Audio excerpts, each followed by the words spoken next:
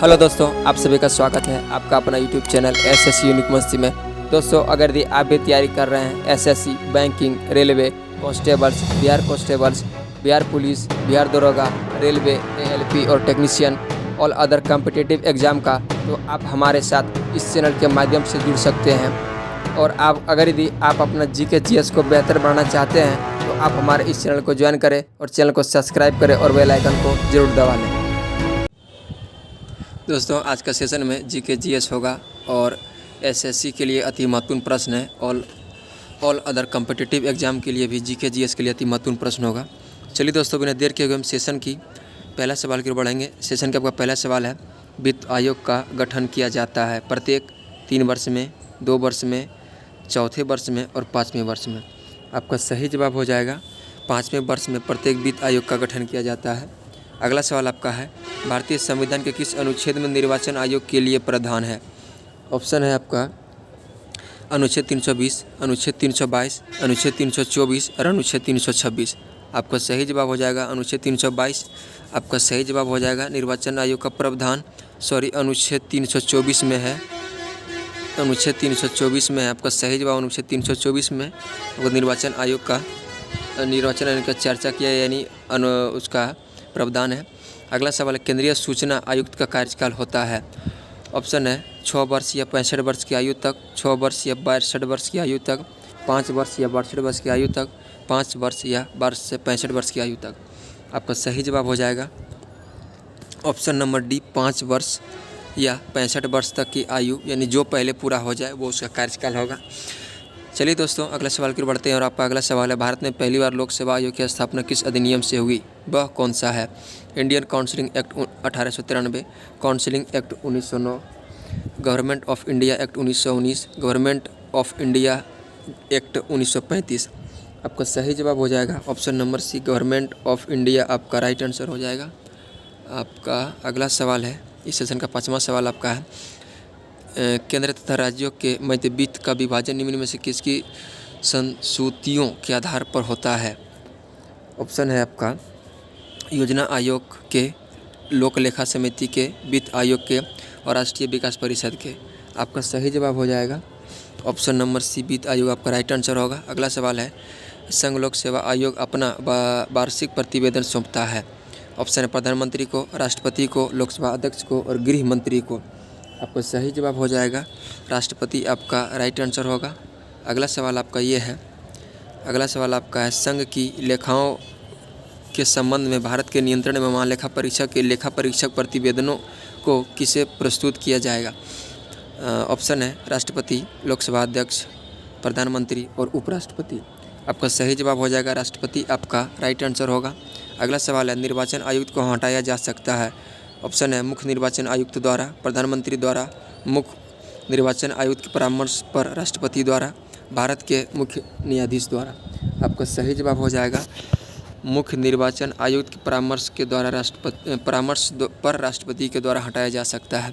अगला सवाल आपका है, निम्नलिखित में से कौन स्वायत्त शक्ति जिला और क्षेत्रीय परिषद की निधियों की लेखाओं को लेखा परीक्षा करवाएगा?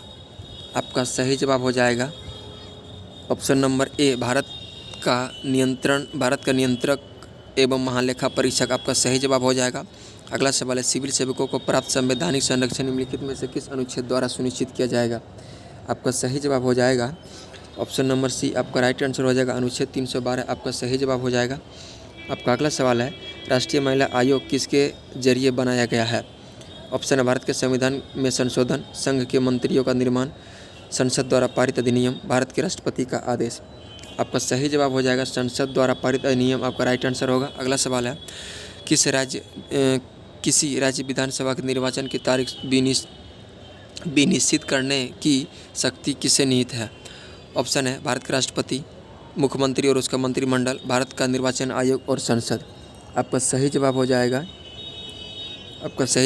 ऑप्शन नंबर सी, आपका राइट आंसर हो जाएगा भारत का निर्वाचन आयोग। आपका सही जवाब हो जाएगा। आपका अगला सवाल है, भारत के निर्वाचन का अधीक्षण निर्देश का नियंत्रण किससे है? ऑप्शन है भारत का उच्च न्यायालय, भारत की संसद और भारत का निर्वाचन आयोग। आपका राइट आंसर होगा भारत का निर्वाचन आयोग, आपका राइट आंसर हो जाएगा। और अगला सवाल आपका है राष्ट्रीय मानवाधिकार आयोग के अध्यक्ष और सदस्यों की नियुक्ति किसके द्वारा की जाती है? तो आपका तो इस प्रश्न का आपका सही जवाब हो जाएगा इस प्रयोजन हेतु विहित समिति के परामर्श पर राष्ट्रपति द्वारा। अगला सवाल है निम्नलिखित में से कौन सा भारत के विकास मामलों के लिए निर्णय लेने वाला उच्च प्राधिकरण अथॉरिटी है? जो आपका सही जवाब हो जाएगा ऑप्शन नंबर राष्ट्रपति विकास परिषद आपका सही जवाब हो जाएगा।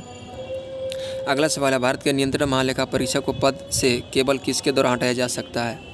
तो इस प्रश्न का आपका सही जवाब हो जाएगा वो होगा भारत के संसद के दोनों सदनों का संबोधन के उपरांत राष्ट्रपति के द्वारा भारत के नियंत्रण महालेखा परीक्षक को हटाया जा सकता है। आपका अगला सवाल होगा केंद्रीय सतर्कता आयोग किसकी संतुष्टि का गठन किया गया था? तो इस सेशन का आपका सही जवाब हो जाएगा संधारण समिति के द्वारा केंद्रीय सतर्कता आयोग संतुष्टि का गठन किया गया था। चलिए दोस्तों हम अगला सवाल की ओर बढ़ेंगे और आपका अगला सवाल होगा केंद्रीय सतर्कता आयोग निम्नलिखित में किसके सिफारिश पर गठित हुआ? तो क्वेश्चन ये रिपीटेड हो गया है लेकिन दूसरे टाइप का क्वेश्चन है, फिर से हम पढ़ लेते हैं। केंद्रीय सतर्कता आयोग निम्नलिखित में से किस समिति के सिफारिश पर गठित किया गया था? आपका सही जवाब हो जाएगा संधारण समिति, आपका राइट आंसर हो जाएगा। और अगला सवाल आपका है निम्न में से किस मामले में राज्य लोक सेवा आयोग के परामर्श नहीं लिया जाता है? तो आपका इस सेशन का इस प्रश्न का अगला सवाल आपका हो जाएगा इस प्रश्न का जो आपका जवाब होगा यानी राइट आंसर होगा सिविल सेवाओं के स्थानांतरण पर आपका राइट आंसर हो जाएगा। आपका अगला सवाल है निम्न में से कौन भारत के राजनीतिक दलों को मान्यता प्राप्त करता है? तो आपका सही जवाब हो जाएगा भारत के निर्वाचन आयोग आपका सही जवाब होगा। अगला सवाल है केंद्रीय राज्य संबंधों का अध्ययन के लिए सरकारी आयोग का गठन किस वर्ष किया गया था? तो आपका इस प्रश्न का सही जवाब हो जाएगा ऑप्शन नंबर सी आपका सही जवाब हो जाएगा 1983 आपका राइट आंसर हो जाएगा। और अगला सवाल आपका होगा भारतीय संविधान के विधि द्वारा स्थापित प्रतिक्रिया के संकल्पना किस देश के संविधान से गृहीत है? तो आपका सही जवाब हो जाएगा जापान से ये लिया गया ऑप्शन नंबर सी आपका राइट आंसर हो जाएगा। अगला सवाल है मुद्रास्फीति तथा बेरोजगार के मध्य संबंधों का दर्शाता है? तो ये आपका दर्शाता है फिलिप्स वक्र आपका ये दर्शाता है दर्शाता है। और इस सेशन का आपका सवाल होगा आरबीआई का लेखा वर्ष है। आरबीआई का लेखा वर्ष कब होता है ये आपको बताना है। ये आपका होता है 1 जुलाई से 30 जून तक ये होता है। आपका प्लासी का युद्ध कब हुआ था? प्लासी का युद्ध आपका 23 जून 1757 ईस्वी को हुआ था। 23 जून 1757 ईस्वी को हुआ था। और इस सेशन का आपका अंतिम सवाल होगा भारत के नागरिक सेवा का जनक किसे माना जाता है? भारत में नागरिक सेवा का जनक किसे माना जाता है? तो आपका सही जवाब हो जाएगा लॉर्ड कॉर्नवालिस आपका राइट आंसर हो जाएगा। चलिए दोस्तों ये रहा था आज का आपका इस जीके जीएस का अति महत्वपूर्ण प्रश्न। चलिए दोस्तों आज की सेवा को हम यहीं समाप्त करना चाहते हैं और फिर हम मिलते हैं नेक्स्ट वीडियो में। तब तक के लिए बाय, ऑल दी बेस्ट। आपका दिन शुभ हो और अच्छे तरह से पढ़ते रहिए, मस्त रहिए, बिंदास रहिए और ज़बरदस्त रहिए और पढ़ने में व्यस्त रहिए। चलिए दोस्तों आज की सेवा को यहीं समाप्त कर रहे हैं। तब तक के लिए बाय, ऑल दी बेस्ट।